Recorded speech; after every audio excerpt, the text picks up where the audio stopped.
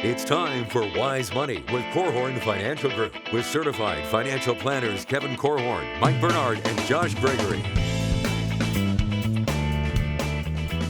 Welcome to another episode of the Wise Money Show with Korhorn Financial Group, where every week we're helping you take your next wise step in your financial life. Thanks for being here, friends. My name is Mike Bernard. I am your host. I'm also one of the certified financial planners on the program. And with me in the KFG studio is my business partners and fellow CFPs, Kevin Korhorn and Josh Gregory.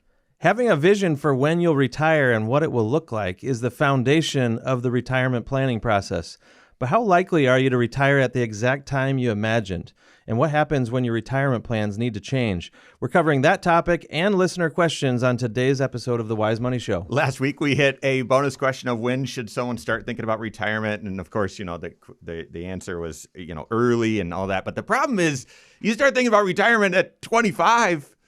You're going to be disappointed for a while. You got a while, You're right? focusing on the wrong thing. And so anyway, but yeah, retirement plans. What do you do when your retirement plan shifts and changes? And really, how do you plan with confidence despite the inevitable changes that are ahead? We're going to help with that right now. If you have a question for the program or have any needs, we are here for you. You can call or text us, 574-222-2000. That's 574-222-2000. Online, wisemoneyshow.com is where you can find us, engage with us that way. And then all over social media, wherever you're at, we are there as well. Search the Wise Money Show. Going to start with some stats, guys. Want to get your reaction here. 23% of people expect to retire at age 70 or after. Just your initial take. 23, a quarter expect to retire at 70. I hope those are younger people because more and more, I don't know, it feels like people ought to be thinking about a longer career, and mostly because they're going to live longer. And so retiring a little bit later helps to control just how many decades you're spending in retirement, that sort of thing. I tell young people to think of age 70 as maybe a starting point for their planning. So I don't know. I'm hopeful that that's real. And Kevin, you've said that before as well. And this is coming from a 2024 study, by the way. So I don't know, but you've said, hey, if you're younger, just plan on working until 70, right? Yeah, I think Rick Edelman is one of my heroes in the business, and he's written lots of books. And one of the books he read said, look, eventually... One of the books he wrote? Yeah. Yep.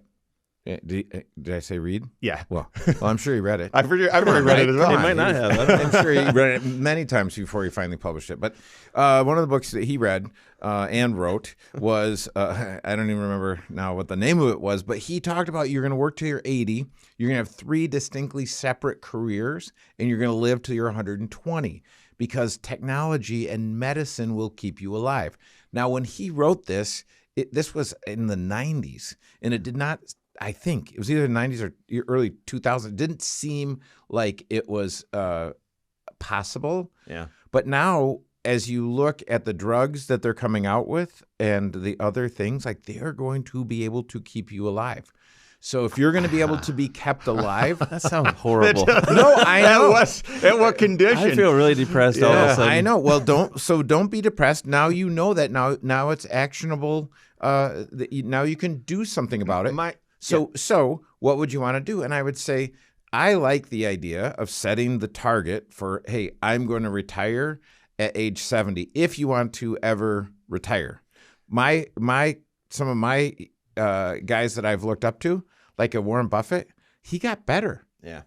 I mean, he made actually statistically all of his money from 65 and on. I'm surprised. That seems like a high percentage. That the single largest age people think they are going to retire at 65. 28% think I'm going to retire at 65. What's your sense on that? Does that sound right? Seem right?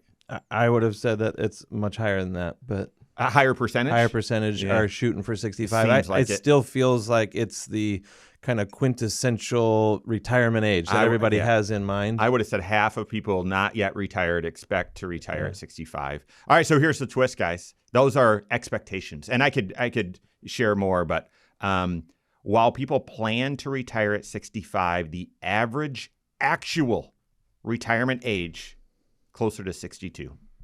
Only 12% of people actually retired at age 65, even though 28% plan to.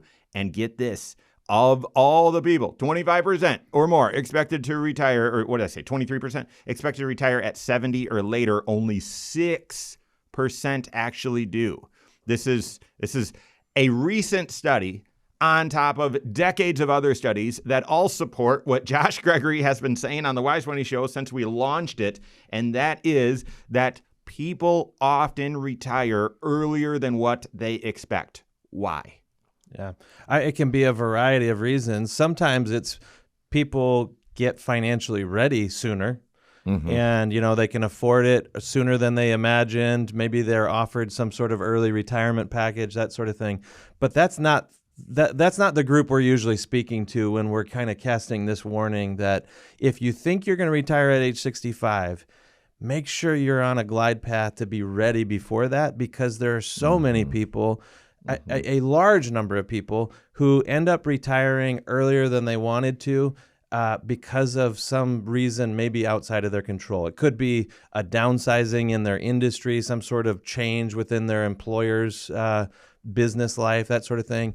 The more scary one is a change in your own health or a family member's health. You combine those two pieces, and that's nearly half of the people who retire early out of their own control or being kind of forced into retirement by circumstances. It's usually some sort of health or disability issue of either themselves or a loved one. I mean, it's one of my wife's coworkers just announced out of the blue, it shocked everyone that she's retiring, and it's because her dad is at a spot where he needs help and care. And so she just out of the blue had to retire. And it seems like change in your health, change in your family's health or needs, and then change in your industry. Yes, I do think all of a sudden you're more financially ready because the market's had an upswing, or you get what'd you call it? Not a buyout or something like that, a package. Yeah. But I think often it's those things that are forced on you. Now, go ahead. Well, I want to point out one more group, and this is more public service announcement than anything. 8% of the people who retire earlier because they're kind of forced into it, it's because they had outdated skills. Now, thankfully, that's a relatively small number, but you don't want to be a part of that 8%. Oh, right? Shoot. That is only going to skyrocket from here. If technology is just rapidly changing the world, how do you make sure that you're able to stay relevant in the workplace, have something to offer? That may be technical type skills that you're trying to keep up with, but it's also just the wisdom that you're building throughout your career as well. Have something great to offer is kind of the moral of that story. Yeah, I'm saying it doesn't have to skyrocket. I'm saying really, because you look at it, and there's two ways of AI, big deal, right? What is it? Well, it can either keep me from having to learn anything, or it can help me learn everything. Yeah. So which is it? Because if I use it to make me bionic, I've got even better skills, and I'm able to stay either where I am or make a smooth transition. Like I said, Rick Edelman said 3 distinctly separate careers because technology is going to move so quickly. Now, the paradox with all this is I do think most people want to retire as soon as they're able. Like, I would love to, people say, can I retire tomorrow? That sort of thing. People are hungry for financial independence. And it could be that, I get there and I all of a sudden look into the abyss and like the kids are out of the house and, what am I going to do? I like who I work with. I like what I do. And it does seem like a lot of people want to retire as soon as possible. And yet you might, from your perch, you might look at this and say, what's the big deal? I get to retire. On average, people retire a little bit sooner. That sounds good to me. I think you want to maintain choice. And I also, what's not here in this stat, and you've got to determine whether you believe these stats or not, the stats of the average retiree is not ready to retire. And if you if you end up needing to retire even sooner, does that make a challenging situation, really impossible? What is your strategy? And that's where we're gonna take the rest of the program is how do you plan ahead for just your normal retirement, right? Because if you knew, like, this almost could make it sound like, well, you shouldn't even pick an age. because it's not going to be up to you anyway. And it just reminds me of, so we recently had the anniversary of D-Day, and Eisenhower, one of his quotes, I think he said during wartime, but he said, plans are useless, planning is indispensable. And so I think about that as well. Like, I wouldn't take away from this, well, I'm not even going to pick an age or plan ahead. Even though the plan will change, the planning process helps ensure that you're more equipped. What is that planning process? We've got that and more coming up here on the Wise Money Show with Corhorn Financial Group. Hello, YouTube. Thanks for being here. This is the Wise Money Show. What you're watching right now is our weekly 1-hour talk show that airs right here on this channel, 10 a.m. Eastern time every Saturday morning, also on podcast at the same time. Also on a couple local radio stations at the same time as well, which is why the content structure the way that it is. This is a commercial break for the radio. We're going to hit bonus content as well, and sometimes we just recalibrate and get ready to launch the next segment. But it's a long-form show. If you want something more direct or even some shorts, we've got those on this channel as well, all designed to help you take your next wise step in your financial life. Tackling a complex financial strategy, a question from a fan of the show, or just the approach that you need to be taking. Make sure you hit that subscribe button, turn on notifications so you're made aware every time we drop new content. Leave questions as well. We appreciate it. All right. Let's get into it. 5 factors. We can probably...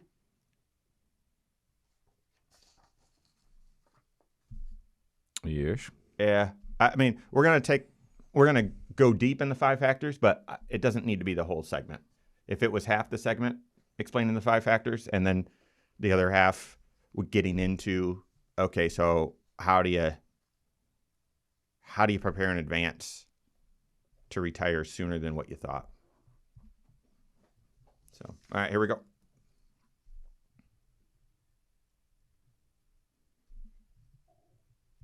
Okay, let's go. I was waiting for you to say that. Even though the future is unknowable and there's going to be curveballs, there's going to be adjustments. Sometimes you're going to change your preference. Sometimes other choices are going to be forced upon you. How do you plan ahead with confidence? And the planning process being indispensable, how does it make you more prepared for whatever the future holds for you? We're helping with that right now. This is the Wise Money Show with Corhorn Financial Group. Thanks for being here. My name is Mike Bernard. With me in the KFG studios, Kevin Corhorn and Josh Gregory. Stay up to date on all Wise Money content. Find us online, wisemoneyshow.com. And then wherever you're at on social media, we are there as well. Search the Wise Money Show. People often retire earlier than what they think. Sounds good to me. The problem is you got to be prepared. And if you're already feeling like, I don't know if I'm prepared, I'm a little bit behind, what's the process that you need to go through to ensure you know where you stand, that you're doing what you need to do to be on track? But then the next step, like beyond that, is how do you stress test to be able to do the fire drill or run the numbers or know what trade-offs you'll need to make if life comes at you fast, throws you a curveball, and you need to pivot and retire sooner. All of this starts with the 5-factor framework. If we're thinking about sports, you practice and you have plays and play design, all that sort of stuff, and like you play your position and all that. It's not like, okay, well, that all is when everything is normal. But listen, when we're down by a few runs, now we got to change everything. No. Actually, yeah, I mean, there might be small tweaks. Or if, this is football or something like that, well, I'm going to play my position. But yeah, if we're desperate, I'm not playing my position. I'm going to run all over the field. I'm going to do whatever I want. No. You stick to the game plan. What's the game plan with retirement? It's 5-factor retirement plan.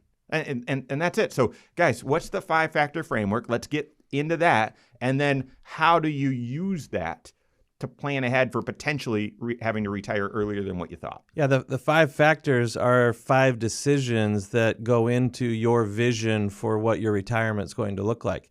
It is what we're stress testing ultimately. We're trying to figure out if that plan, those 5 different choices that you're making are doable, or if there's going to need to be any kind of adjustments within the plan. Are you going to need to make some sacrifices or some trade-offs within these 5 decisions or 5 choices, 5 preferences that you're putting in place? The first one, and it's the one that we kind of started the show talking about, is age. Yeah. At what age are you going to retire? And this is such a crucial number because by defining this transition point in your life where you go from your working career into living off of what you've accumulated and built up, that pivot point there, it's by definition going to define, well, how much preparation time do I get? Yeah. And then how long do I need to, make sure this is successful? How long do the resources need to last? So you're defining your working career and the length of retirement, because we determine the end of retirement, your death. It's an unknowable date for most people. That is a defined date that we don't move. And we define it just statistically based on what are the odds of someone your age, your gender, and so on living out into the future. Some of this could take into consideration family background, that kind of thing. But you don't know exactly what your longevity is. So the only control that you have over the length of retirement really is when does it start? Yeah, and we'll obviously come back to this. But yeah, within age, it's both when are you going to retire, but also what is your life expectancy. And like Kevin said, for all of our plans, 120. No, I'm just kidding. I'm just kidding. But I said that so I could tell you this. And also laughable joke is just life expectancy, because life expectancy, let's just say, is average. Now, I don't know if that's mean or median, whatever. It's just average. And if you're planning for average, you're planning that it's a coin flip. Yeah.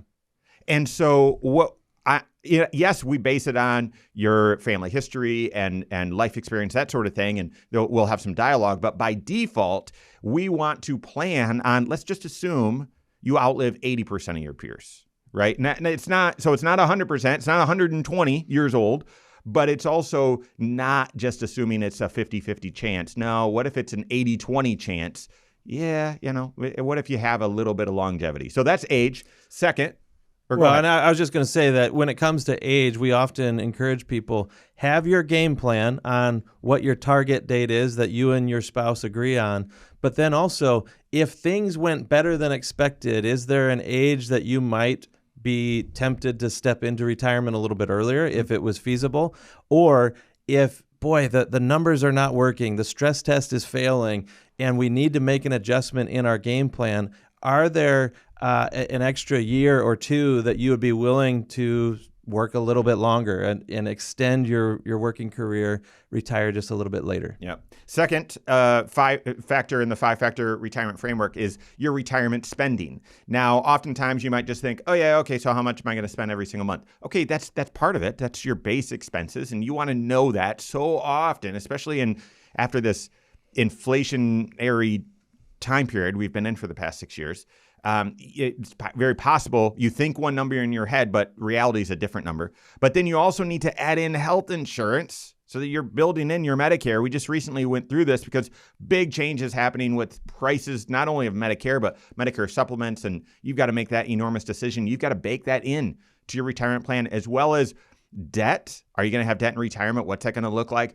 One-time expenses. These are often big family trips. These are our, the new vehicle. And then all of that has to be at an inflation component. And by the way, here's a secret. They probably all shouldn't be at the same inflationary component, because if it's debt, really there isn't going to be inflation on that.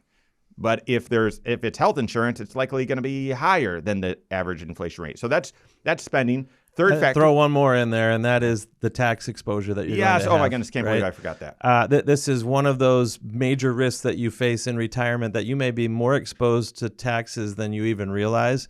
And it's part of the reason why we're always encouraging people to be diversified in the places that they're saving for retirement. And we're always looking at contingency. So what is my tax rate if I'm married? Yeah. What is my tax rate if I am suddenly single? And I would encourage you to always pay taxes at the lowest rate, even if it means paying taxes before they're required, and never waste a low tax bracket. Yeah, that's right.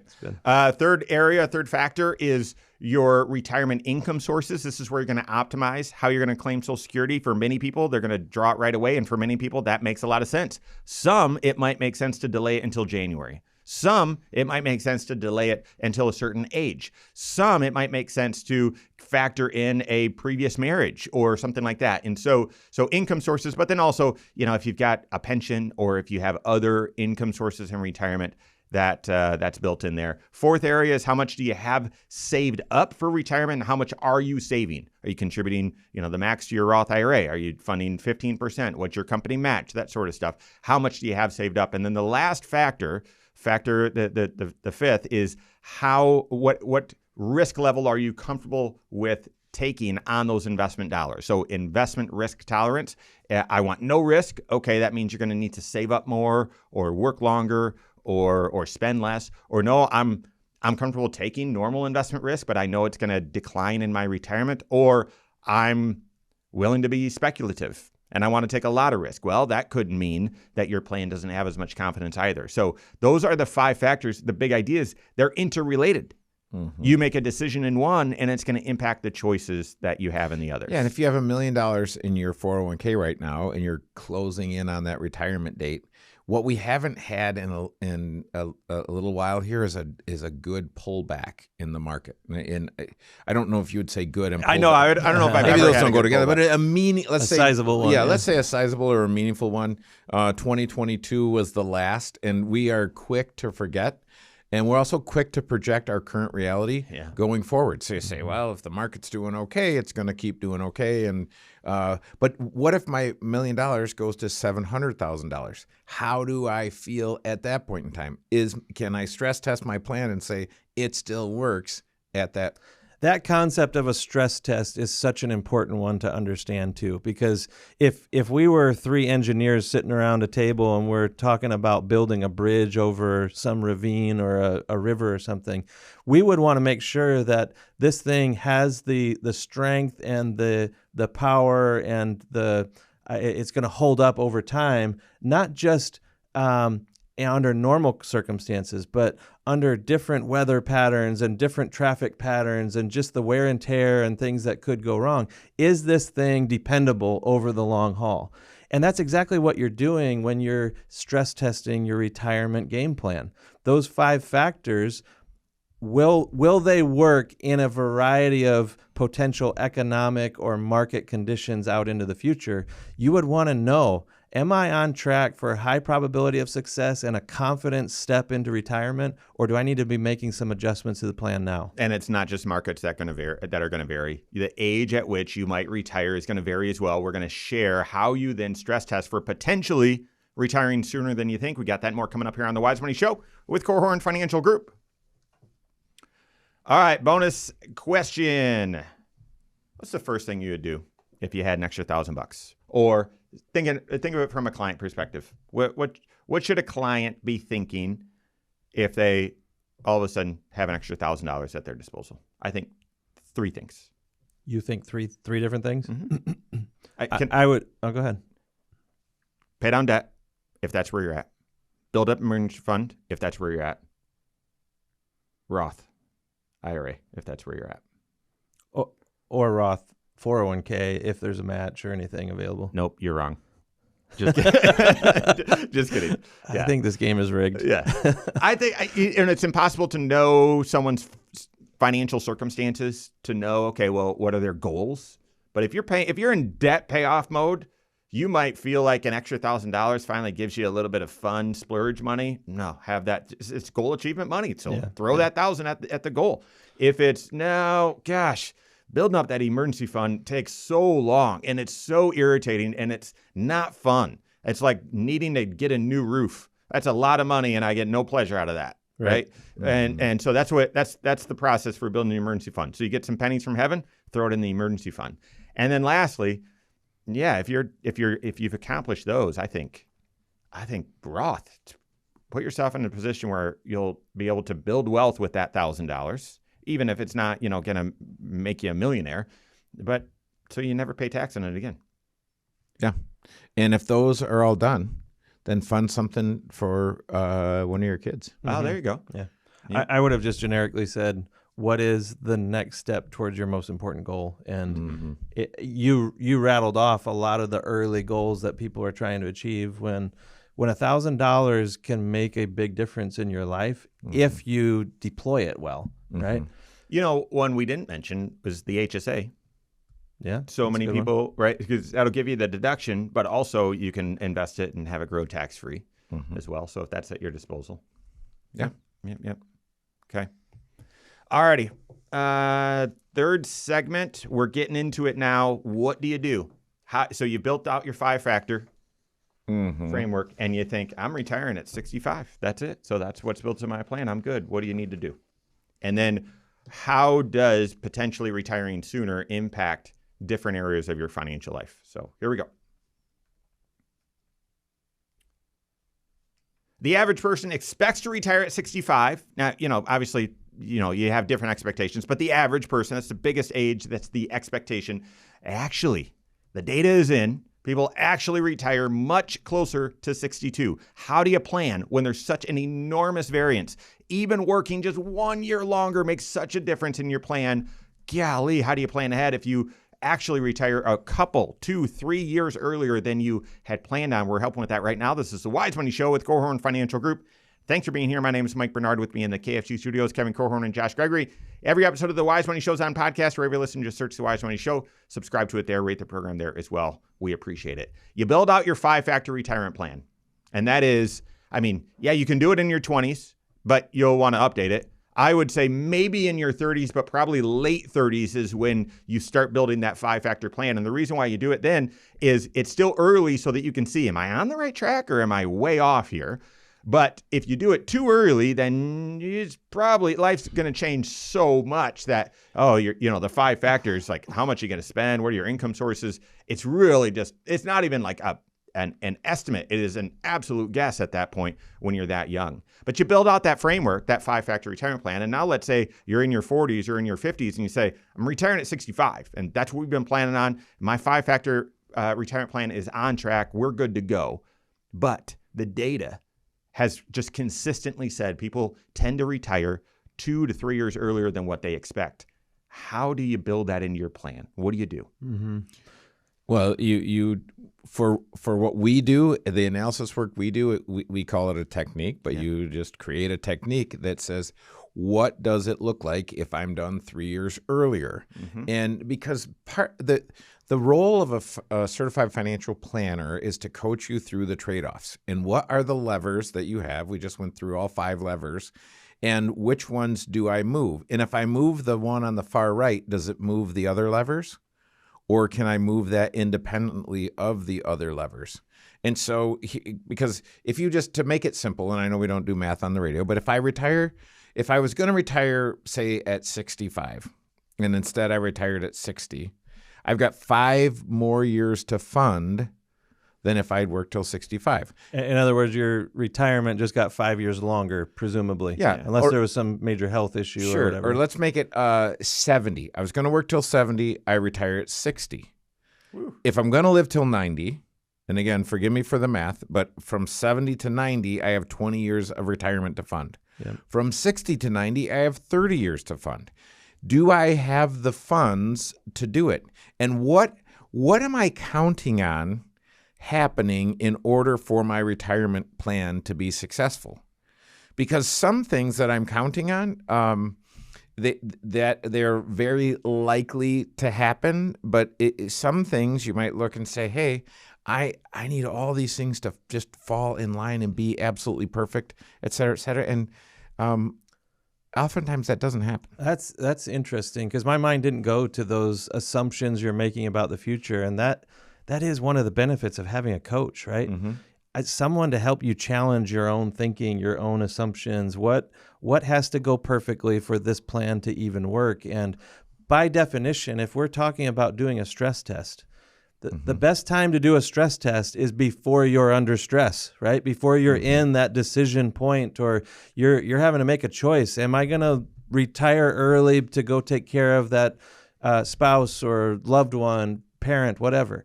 Or am I going to find a way to stay in the workforce longer because I had to? Like the assumptions were that I was going to work all the way to 65. Now I can't. What does it mean? So to me, to challenge your own assumptions, but then also recalculate, essentially. Like if you start changing the 5 factors in any way, and we're talking about age here, if you go from age 65 to 62, which is the common reduction in age, what does it mean for your Social Security benefits because you didn't stay in the workforce and pay into the system as long? What does it mean for your mortgage that you were diligently paying down on? Is it still going to be done by the time you retire, or are you going to carry that into retirement? What does it mean to lose 3 years of saving into your 401k and 3 years of growth on that 401k. What does it mean for new expenses that you're going to have because you thought you were going to go straight on to Medicare, and now we've got to find some health insurance benefits on the marketplace or something like that. Yeah. So all of these things, we say often that to retire 1 year later can have magical effects upon your retirement readiness. Retiring 1 year earlier, does it have a major detrimental effect, or does it still work for you? You have to calculate. So that's where just like right now, where we know Social Security is on fire. You could even say it's in a dumpster if you want. But we don't know how it's going to change. We don't know exactly when. You build that 5-factor retirement plan, and then I would have a technique, as Kevin said. It was a terrible term, but it's just an adjustment. Okay, this is the plan. Now, what if we change one of the variables? Okay, that's a technique. So what if we change one of the variables and Social Security payout's only 75% of what it actually promises to be. And that's not because we expect Social Security to go insolvent, but we expect there to be some changes. And some changes, we've done a few shows on this recently, it could mean, well, they change the formula. Could mean they push the retirement date back. It could mean they increase taxes or increase taxes on Social Security. All of that essentially leads to a little bit lower amount of Social Security depending on your situation. So maybe you tweak it and adjust your expectation for Social Security. The same thing happens with this. You need to do that planning work in advance to say, okay, you're planning to retire at 65. Let's just take a look. What would happen if you needed to retire at 62? Oh gosh, I don't like the stress test, the confidence rate. We want it 85 or higher or something like that, and it's 62. Okay, well now what trade-offs would you need to make? And what are your trade-offs? You could save more, you could spend less, and by spending less, that could also mean we'd pay down debt earlier or something like that. And then you would just discuss looking at all 6 areas of your financial life, because if it's one financial life at a time, then you've got to bend everything to that retirement goal and say, well, nothing matters except for this, and we'll do what it takes. No, you would look at it from all 6 areas of your financial life and say, well, could you make some adjustments so that you could be more ready at 62 if this is what turned out? And you'd say, we just don't have the cash flow right now. We've got other financial goals. Or, no, we probably could save a little bit more and get a little ahead of things, whatever. And if you can't, that's okay. If you can, then maybe you make some adjustments. Mm-hmm. So that's the approach. Some people would be tempted to build into their plan, well, I'm just going to work part-time then in retirement, and I'll make that assumption for the future. And that one is a risky one because a lot of people assume they're going to do it and then they really can't, or they choose that they don't want to. Actually, 53% of people who retire partially retire initially. So there's kind of a stair-stepping into retirement, but you don't know if that's going to be feasible for you and whether or not it's sustainable as well. So we usually encourage people to not assume that you're going to be able to work in retirement to help solve the problem. Right. Typically then, if you haven't done this stress testing, or even if you have, and then all of a sudden you're there and you're oh no, I need to be done now. And so you call your CFP and you update the plan. This happened during COVID. It's happened, I can't even tell you how many times. It's just too many to count. But COVID, gosh, everything is changing at work. I know I said I was going to retire in 3 years. Can I retire now? And you just update the age, and are you on track? And if you're on the cusp of it, health just changed, I need to be done. Am I on track? You might feel tempted to just say, well, I don't have a choice, so I just need to be done. But you might be then assuming, well, everything's going to stay the course. No. Oftentimes, if it's last minute, it is, all right, how much can you spend and how do you structure your investments for income? That's the last minute game plan that you need to have clarity on, as opposed to just saying, I don't have a choice, I'm going through with it, and then we'll clean it up out there in the future. No, pause, update your plan, working with your CFP, recalibrate your spending, recalibrate your investment approach. Anything you'd add on there, guys? Just emphasizing the work with your CFP part. Yeah. Right. There are online calculators or there are spreadsheets you can download. You could just kind of crunch the numbers. You could ask your neighbor what worked for them. You could try to follow the same path that your parents or grandparents took. And none of those are going to be as dependable as someone who's walking with you in your unique situation and helping you build a plan that will work under many circumstances, many different what-if scenarios. And that's what the purpose of a certified financial planner in your financial life is. Yeah. Yep. I completely agree. Build out that 5-factor retirement plan, plan ahead, and then you're more prepared for however life shakes out. All right. We've got more coming up here on the Wise Money Show with Korhorn Financial Group. All right. I was wanting us to get to listener questions. So that's third segment. So we've got fourth, and we're going to dive into listener questions. Perfect. Where I want to start is not even it's not in the queue. There is a conversation happening on top of one of our shows that aired recently about the stretching the 10-year rule. And I want to pick the conversation back up, and I'll just tell you what's happening. So the initial comment was from fan of the show listener Greg. Great question, saying, hey, when it comes to, Roth planning, beneficiary planning, that sort of stuff, this is in context to a previous show, said, what you guys didn't talk about was if both spouses have saved up a lot of resources in pre-tax accounts, they should list children as the beneficiary of theirs, not their spouse, because when we did a whole segment on that, right? We did a show fairly recently, yeah. And so, one of the frequent commenters on our channel, fan of the show, but he has just a lot of great insight and perspective, said, hey, I think you guys may have missed the best option. Name the spouse as primary, but the kids as contingent, because at the first death, the spouse can analyze and then do a qualified disclaim. Yeah. I have strong opinions on that. Greg actually chimed in as well. And my feelings align with Greg's. And so I think let's have that be the fourth segment. I just want to, and if that's just a quick comment here or there, we'll grab another question. Okay. So curious your thoughts on that approach. Without rehashing the whole show. Correct. Right? Correct. But dude, there's meaningful setup. I'm going to need to. Yeah. So that's where it's like, this might be the only segment, but, or the only question we hit in this segment, but my answer is very short. So here we go. Fourth segment, land the plane, have some fun. All right. Thanks for being here. This is the Wise Money Show with Korhorn Financial Group. My name is Mike Bernard. With me in the KFG studios, Kevin Korhorn and Josh Gregory. Every episode of the Wise Money Show is on the Wise Money YouTube channel. Go check it out. Go to YouTube, search the Wise Money Show. This has got the talk show that you're listening to right now. It also has Next Wise Step videos that are more short, concentrated, analyzing a financial strategy, concept, approach that you should be taking or considering in your financial life, and then shorts as well. So whatever your speed, we are there for you. Go to YouTube, search the Wise Money Show, subscribe to it there. And that's exactly where we're going to pick things back up.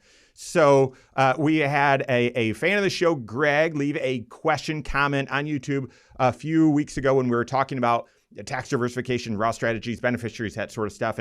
And he suggested, it wasn't a question, it was a suggestion. It was so good that we focused on it during a recent show, and the conversations continued. And I want to pick back up where the conversation has led from a couple of fans of the show. Greg also chimed in with a response as well. So the original suggestion is, well, instead of having, if a couple each has built up a significant amount of wealth, a sizable amount in each of their IRAs, then instead of doing the default and just listing each other, spouses, as beneficiaries, list the kids as beneficiaries. So then the kids can start their 10-year window, their 10-year rule.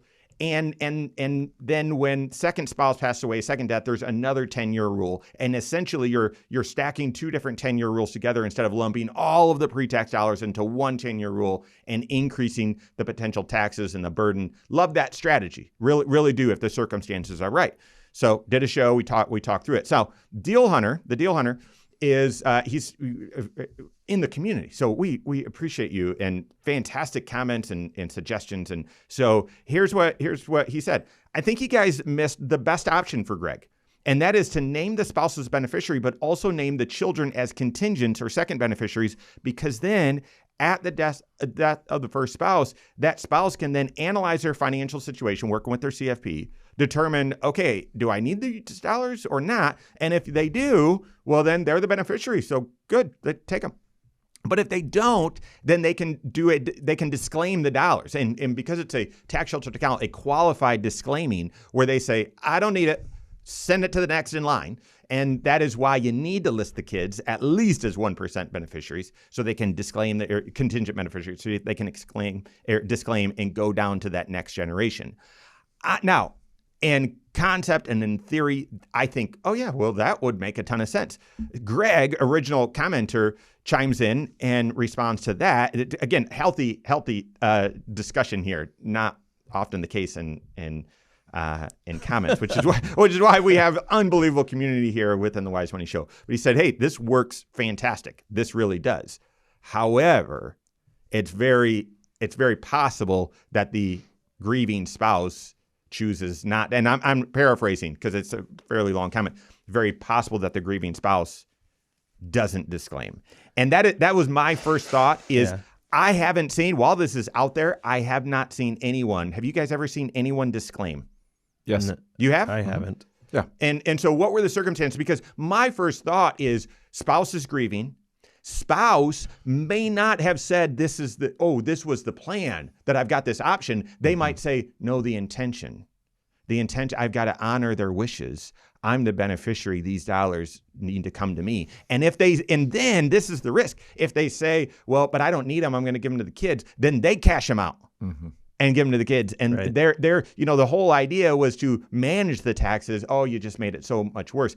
I feel like oftentimes, even though that disclaim option is there, in reality, while you're grieving, no, this was their intention. This is what needs to happen. Right. I mean, you're talking about any financial decision. So any financial decision that I make in an emotional state might not be the best decision. Yep. Now, it could be. So, but this is where oftentimes when we're dealing with someone who's grieving, we say, hey, what decisions have to be made today? Like it's not negotiable. This has to be made. This disclaimer, that has to be done in 9 months. You have to get that done in 9 months. You can't do it in 10 months. So you have to figure it out. But this is where, to the extent that you can do it unemotional, but this is where the planning it comes in up front, where you're saying, hey, why would I give money, to disclaim money, and have it go to the contingent beneficiaries? Because that's the other trick. If I disclaim it, I can't disclaim it and say, hey, to whomever I want. Right. I really liked working with Mike and Josh, so it's going to go to them and not my kids. And so you say, no, you can't do that. And so it's very, very tricky because these guys are writing these comments on a Saturday afternoon, somewhat unemotional, hanging out, catching some sun by the pool and saying, hey, why don't you do this? These are good ideas and good strategies. Most people, what I've learned, especially if they're grieving, what do I want? I want to control something because something happened and it made me feel like I'm out of control. So what do I control? I say, look, you know what? I'll just take the whole IRA. I'll figure out a way to pay taxes on it. Even if we look at it and say, well, wait a minute, my tax rate just doubled because now I'm filing single instead of being married. Or what if, I thought I had enough. I think I have enough. Now I don't know what could happen. Yeah, exactly. Right? I don't know what could happen. That, I think, is the more realistic response for a grieving spouse whose world just got turned upside down, especially if it was a surprise loss of their loved one. If your world has been turned upside down, you may be fearful and you may feel like I need to hang on to whatever resources are at my disposal. And maybe in 10 years or 5 years or sometime down the road, I'll feel more confident and I could start pulling money out of these accounts and gifting it to the kids. But unfortunately, we will have lost some of the tax strategy along the way here. So this plan or this idea, the time where it would maybe work the most, I'm thinking back on real life client situations where we know that one spouse received a diagnosis that is horrible and the grieving process has already started maybe months or years before they're actually gone. Yeah. And if the grieving process has started, there's a planning process that also may have started, and you may be able to begin repositioning certain assets or updating some of the estate planning game plan here. And that's where if both spouses know that, hey, we've got the presumed surviving spouse as the primary beneficiary, and we've got the kids as contingent beneficiaries. Let's just talk about a possible game plan here after the first passing, and that would be to disclaim. Yeah. That would only happen if, in my mind, it's something that you probably were talking about as a married couple before the loss. Right. I mean, what's the prerequisite for even all of this discussion is to be on the same page and plan ahead. Right. The other prerequisite is that you've got sizable amounts in each of your IRAs, which we said last time. Yeah, that's typically not super common either. Surviving spouse has enough to live out their days, right? Exactly. So all of this is, it's required that you're planning ahead and that you're communicating and on the same page, for sure. Part of the other motivation in this, like if we're thinking through scenario on when you would try something like this, if you know that the kids are in a lower tax bracket, that's the reason why. These are assets we want to get to the kids sooner rather than later, and if they can pay tax over a 10-year period at a lower rate than what the surviving spouse would, that's a win for everybody. And then, just from an estate planning priority, if it's a goal for the surviving spouse to get some assets to the kids sooner while they're still younger and these assets can benefit them more, this would be a method of doing that. So knowing about this qualified disclaiming, and we often, so many people, when they're just doing it themselves, either setting up a 401k themselves, enrolling on their own, or doing their own, like setting up their IRA. It's not really required that I add this beneficiary. I really am opening the account because I want to do this thing, and I'll get to the beneficiary stuff later. And they don't even list beneficiaries, right? But you got to list your beneficiary, and then you've got to list contingents.